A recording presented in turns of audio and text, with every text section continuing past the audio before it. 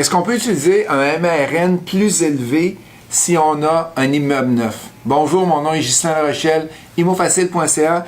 Il me fait plaisir de répondre encore aujourd'hui à vos questions. J'ai toute une liste de questions aujourd'hui pour vous. Fait qu'allons-y avec la première. Est-ce qu'on peut utiliser un MRN plus élevé si on a un immeuble neuf, sachant qu'on va avoir moins de travaux à faire pendant plusieurs années? Ça dépend. C'est des ratios, le 15 ou 16 ou le 10 ou le 14 qu'on va aller chercher de MRN. Regardez qu'est-ce qui reste dans vos poches. Parce que c'est sûr qu'un immeuble neuf va avoir moins de rénovation à faire, mais est-ce qu'il va y avoir d'autres dépenses qui vont être plus élevées? Il faut le regarder parce que l'immeuble, en théorie, devrait coûter plus cher à reconstruire. Vanessa nous demande « Bonjour Justin, savez-vous à partir de quand les nouvelles lois du projet 141 seront appliquées? » C'est un projet qui a été apporté par Carlos Letao. Litao, en tout cas, vous savez qu'est-ce que je veux dire, là, le gars ministre.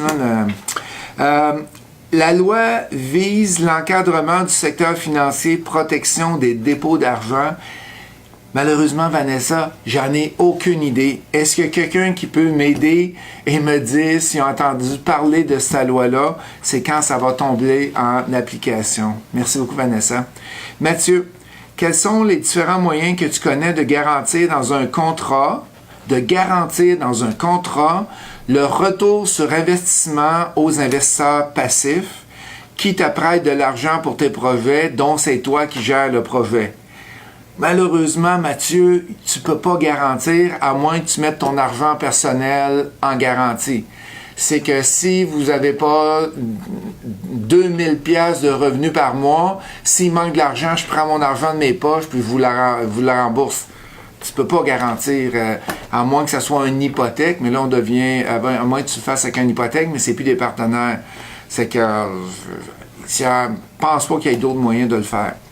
Dominique, lorsqu'on envoie une offre d'achat, est-ce mieux d'attendre un retour avant de mettre notre signature au bas automatiquement à l'envoi? Je comprends pas trop la question, mais la question est, je crois que si tu fais une offre d'achat, si tu envoies l'offre et elle n'est pas signée, ben c'est pas une offre d'achat valide. Fait que normalement, qu'est-ce qu'on fait? C'est que tu écris l'offre ou ton courtier écrit l'offre, tu signes dans le bas de la page et là, tu envoies l'offre. Je vois pas pourquoi qu'on signerait pas l'offre au départ. Raphaël, bonjour. Où peut-on connaître les tendances d'occupation des logements dans une ville? SCHL ont beaucoup de données. Sur le portail de la SCHL, il y a beaucoup de données qui vont vous donner par rapport au secteur, par rapport à différentes villes. Et c'est pour ça qu'on reçoit des appels souvent par la SCHL à chaque année. Bonjour, pouvez-vous répondre à nos questions? C'est quoi votre taux de location ou d'inoccupation que vous avez? Pablo, est-ce qu'il est possible d'acheter un Plex par le biais d'un prêteur privé en se faisant rapidement refinancer par une banque? Exemple. Acheter un Plex sous la valeur marchande en utilisant un prêteur privé, lui utilisera une garantie collatérale sur un autre immeuble comme mise de fonds. La banque viendra ensuite rembourser le prêteur privé à 100% du prêt sans exiger une mise de fonds.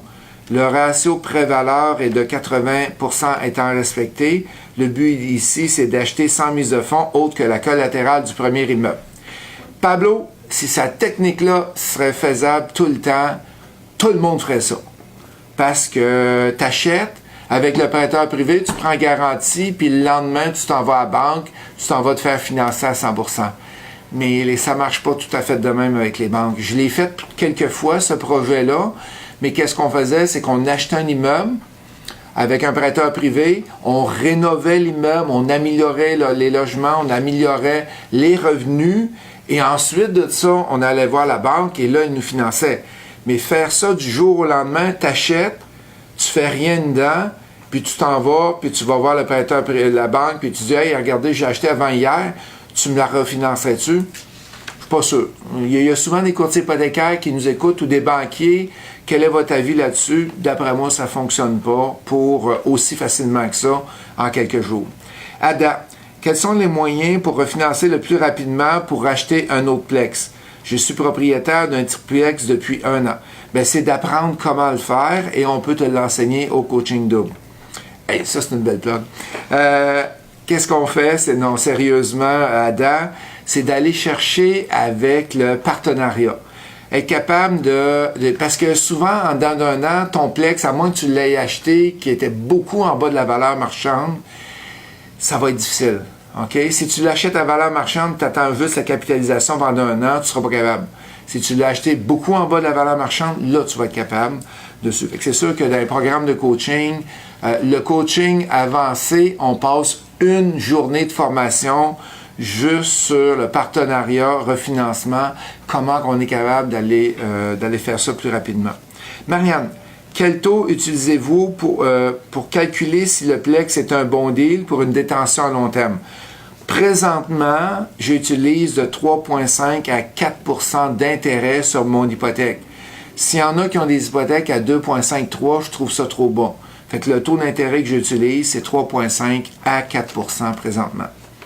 Joe, comme investisseur, qu'est-ce qui est plus rentable? Acheter un triplex à chaque année pendant 5 ans ou commencer par un plex à 6 portes? Moi, je trouve que plus tu n'achètes, mieux que c'est. Ça fait qu'acheter un plex de 6 portes à chaque année va être beaucoup plus rentable que d'acheter un triplex. Charles, bonjour. Pouvons-nous facilement nous débrouiller sans courtier immobilier lors d'une transaction de maisons qui ne sont pas encore sur le marché, comme lors d'une succession ou bien d'un préavis de 60 jours?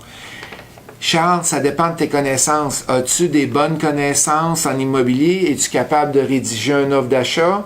As-tu une équipe avec toi? As-tu un notaire qui peut t'aider? Qui gravite autour de toi? Puis sache qu'un courtier immobilier, même si c'est une maison qui n'est pas listée avec courtier immobilier, tu peux l'embaucher. Ils appellent ça un contrat courtage acheteur, un CCA. Fait que tu vas lui payer le courtier X montant pour qu'il t'aide à faire toutes les démarches. Et les courtiers sont très ouverts à ça. C'est des contrats qu'on a directement sur le marché qui sont disponibles. Fait qu'un gros merci à tous. Toujours un plaisir de répondre à vos questions. N'hésitez pas, posez vos questions chaque lundi, chaque vendredi, je réponds à vos questions. Merci.